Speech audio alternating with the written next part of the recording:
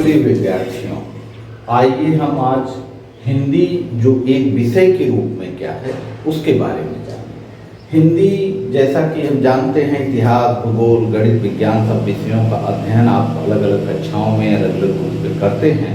उसी प्रकार हिंदी को भी एक विषय के रूप में, जो कि हमारे यहाँ अनिवार्य विषय है, अनिवार्य विषय के रूप में हिंदी का अध्ययन करते हैं। अब आपके मन में आता होगा कि हिंदी क्या है।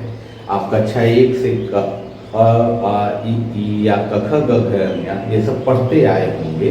तो कक्षा 1 से आप इस विषय का अध्ययन कर रहे हैं। कविताएं आपने बचपन में बहुत सारी पोएम याद की होगी, कविताएं याद की होंगी, कहानियाँ पढ़ी होंगी। इन सबको हिंदी की साहित्य को तमाम रूपों में आपने पढ़ा होगा। अब आपके मन में ये जिज्ञासा होगी कि हिंदी क्या है। आइए हम हिंदी क्या है इस विषय पर अध्ययन करें। हिंदी एक भाषा है। भाषा क्या है? भाषा जो है, हम अपने विचारों को, अपनी भावनाओं को इसी के माध्यम से, अर्थात भाषा के माध्यम से ही दूसरे तक पहुंचाते हैं। हम अपनी बात दूसरे से कहने के लिए, उसको समझाने के लिए भाषा को साधन के रूप में ग्रहण करते हैं। अर्थात हमारे अंदर जो भी उद्भास होता है, जो भी निकलता है, जो दूसरे को हम बताने के लिए, समझाने के लिए प्रयोग करते हैं, जिन अक्षरों का, जिन शब्दों का, उसे भाषा कहते हैं। हिंदी एक भाषा है। कैसी भाषा है? हमारी मातृभाषा है हिंदी। मातृभाषा का तात्पर्य है कि हमें जन्म से हिंदी मिली हुई है। जन्म से अर्थात यहाँ का जो परिवेश है, हम अपने माँ से, अपने बाप से, अपने परिवार से, अपने माता पिता के साथ साथ अपने समाज से जो भाषा जन्म के साथ ही, जन्म के आने के बाद जिस भाषा के माध्यम से हम अपने भावनाओं को, अपने संवेदनाओं को व्यक्त करते हैं अपने माता पिता के सम्मुख, उसे मातृभाषा कहते हैं। इसके लिए हमको अलग से कहीं अध्ययन करने की जरूरत नहीं होती है। जो हम अपने परिवार के बीच के लोगों से जो सुनते हैं, जो समझते हैं, जो वाणी का प्रयोग करते हैं, वही हमारी मातृभाषा है, जिसे अंग्रेजी में मदर टंग भी कहते हैं। दूसरी चीज हमारी राष्ट्रभाषा है। हिंदी क्या है? हमारी राष्ट्रभाषा है। यह बड़ा विवादास्पद प्रश्न है कि हमारी राष्ट्रभाषा कहते हैं। यह बिल्कुल उसी तरह से उचित है जैसे कि महात्मा गांधी हमारे राष्ट्रपिता हैं। महात्मा गांधी ने राष्ट्र को आज़ादी दिलाने में एक बहुत बड़ा आंदोलन खड़ा किया और जिसके माध्यम से हमें धीरे धीरे समय के साथ आज़ादी मिली। उसी प्रकार उनको, यद्यपि उन्होंने सुभाष, राष्ट्रपिता पहली बार उन्हें सुभाष चंद्र बोस जी ने कहा था, लेकिन पूरे जनमानस में उसके लिए संविधान में कोई अलग से पद नहीं निर्धारित किया गया, न कि और लोगों ने उसको उनको जो है कोई सर्टिफिकेट दिया, बल्कि जनमानस ने उसको स्वीकार किया कि वो हमारे राष्ट्रपिता हैं, माना, उन्हें उस आदर के, उस सम्मान का पद, उनको सम्मान दिया, आदर दिया।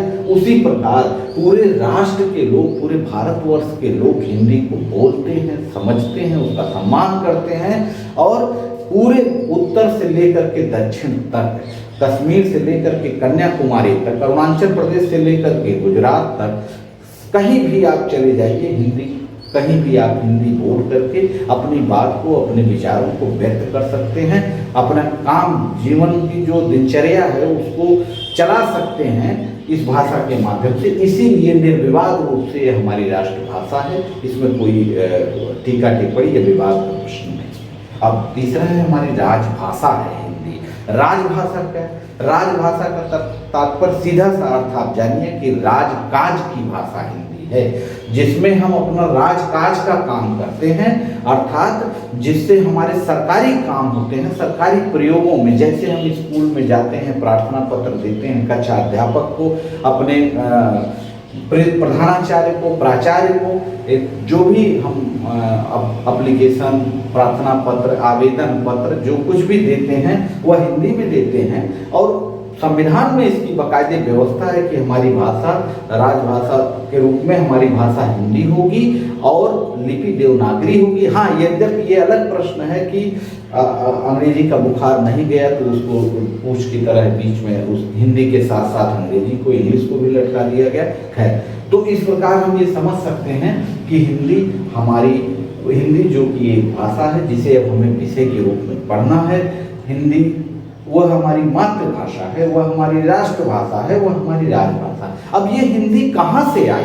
कैसे आई, इस विषय पर हम हम आपस में बातें करेंगे, इस विषय को हम समझेंगे किस माध्यम से, कि हिंदी भाषा का विकास कैसे हुआ, किस तरह से हुआ। तो इस प्रकार हम देखेंगे कि हिंदी भाषा का विकास किस प्रकार से हुआ। हिंदी की जननी इस देश में, भारतवर्ष में जो अब तक पढ़ी जाने वाली सबसे प्राचीन सबसे पुरानी भाषा जो है वो है संस्कृत। सिंधु घाटी की सभ्यता एक सबसे पुरानी सभ्यता मानी जाती है, लेकिन उसकी लिपि को पढ़ा नहीं गया जा चुका है और उसकी लिपि पठनीय नहीं है। इसलिए इतिहास के बिंदुओं से हम देखें तो संस्कृत ही हमारी पठनीय सबसे प्राचीन भाषा है। यह भाषा, इसका साहित्य जो है, संस्कृत दो प्रकार की है, एक वैदिक संस्कृति है, एक लौकिक संस्कृति है। वैदिक संस्कृति में चारों वेदों की रचनाएं की गई हैं, वेदों के शास्त्र रचे गए हैं, और लौकिक संस्कृति में नाटक, कालिदास, भास आदि कवियों ने, महर्षि वाल्मीकि, व्यास जी ने रामायण, महाभारत, इन रचनाओं, इन सब लौकिक साहित्यों की रचना हुई है। तो खैर दो उतना बृहद में जाने की जरूरत नहीं है। हम 1500 ईसा पूर्व से 500 ईसा पूर्व तक निर्प्रवाह रूप से संस्कृत एकमात्र पूरी तरह से स्थापित सबसे प्राचीन भाषा के रूप में प्रचलित थी। इस प्राचीन, जो कि इन सब भाषाओं की माता है, माँ कह सकते हैं आप संस्कृत की, धीरे धीरे लोग प्रसार हुआ, स्थान विशेष के साथ भाषा भी गतिशीलता हुई। जैसा कि हमने आपको पूर्व के कक्षाओं में बताया है कि भाषा का प्रवाह नदी की तरह होता है। नदी कभी सूखती है, कभी बहुत फैल जाती है, कभी कहीं पतली हो जाती है, कहीं बहुत विस्तार ले लेती है। उसी प्रकार भाषा का भी अपना आयाम होता है, वो आयाम घटता बढ़ता रहता है। तो संस्कृत के बाद जो है, जब जन लोगों में जन भाषा का प्रसार हुआ, स्थान और देश और काल दोनों के समय पर धीरे धीरे भाषा में परिवर्तन होकर के पाली जो है भाषा के रूप में विकसित हुई, जिसे हम पाली कहते हैं। और यह इसका मानक साहित्य जो है, जो स्टैंडर्ड लिटरेचर इसका जो मिलता है, वह बौद्ध साहित्य में मिलता है, बौद्धों की रचनाओं में मिलता है, जिसका समय 500 ईसा पूर्व से प्रथम शताब्दी तक है।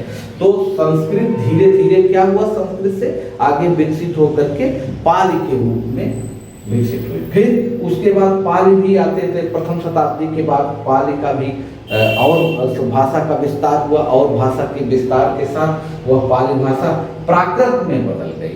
यह प्राकृत का समय प्रथम शताब्दी से 500 ईस्वी तक है। आप देखेंगे यहाँ ईसा पूर्व तक है, तो इसमें कंफ्यूज होने की जरूरत नहीं है, इसमें किसी प्रकार का भ्रम नहीं होना चाहिए। यह प्रथम शती से 500 ईस्वी तक है प्राकृत। पर इसका जो मानक साहित्य है वो जैन साहित्यों में मिलता है, प्राकृत का मानक साहित्य। और फिर भाषा और जैसे जैसे प्रसारित हो गई, जैसे जैसे लोगों के बीच में अपना स्थान जन भाषा के रूप में विकसित होती गई, उस तरह प्राकृत, और प्राकृत के बाद फिर अपभ्रंश 500 ईस्वी से 1000 ईस्वी तक हम देखेंगे यहाँ कि अपभ्रंश भाषा स्थापित हो गई। अपभ्रंश से, इसी अपभ्रंश से धीरे धीरे हिंदी का विस्तार हुआ। अपभ्रंश के विभिन्न, जैसे सौरसेनी, ब्राह्मण आदि शाखाओं के माध्यम से, जो शाखाएं कोई पेड़ में लटकी हुई शाखाएं नहीं थी, कोई सीमा नहीं थी, कोई आरेख चित्र उसका नहीं है कि वो, ये जन्म के प्रसार के शाखा स्थान के, जैसे जैसे अलग अलग स्थानों पर, जैसे कहा जाता है कि कोस कोस पर बदले पानी, तीन कोस पे वाणी, तो उसी तरह जो है यह अपभ्रंश जो है धीरे धीरे इसकी विभिन्न शाखाओं से ही हिंदी का विस्तार हुआ, जो 1000 ईस्वी से और आज वर्तमान समय में तमाम बोलियों के रूप में, बोलियों के शाखाओं के रूप में अपने आप को मानक हिंदी अपने बहुत बड़े अस्तित्व के साथ हमारे बीच में है, जिसका एक अपना बहुत बड़ा साहित्य है, जिसका अपना बहुत बड़ा जो है काव्य, गद्य, निबंध, उपन्यास, बहुत सारी रचनाएं हैं। तो इस प्रकार हम देखते हैं कि ये हिंदी, जिसकी जननी जो है, मूल जननी संस्कृत है, और जब हम आगे पढ़ेंगे कि उपसर्गों, प्रत्ययों के माध्यम से, या जो है शब्दों के विकारों को जब हम पढ़ेंगे, तो तद्भव, तत्सम शब्दों को पढ़ेंगे, तो देखेंगे कि बहुत सारे हमारी हिंदी के सबसे ज़्यादा शब्द जो है वो संस्कृत भाषा से लिए गए हैं। संस्कृत भाषा के बहुत ज़्यादा शब्द हैं। तो माँ कि बहुत बड़ी छाप जो है इसे हिंदी रूपी पुत्री पर है।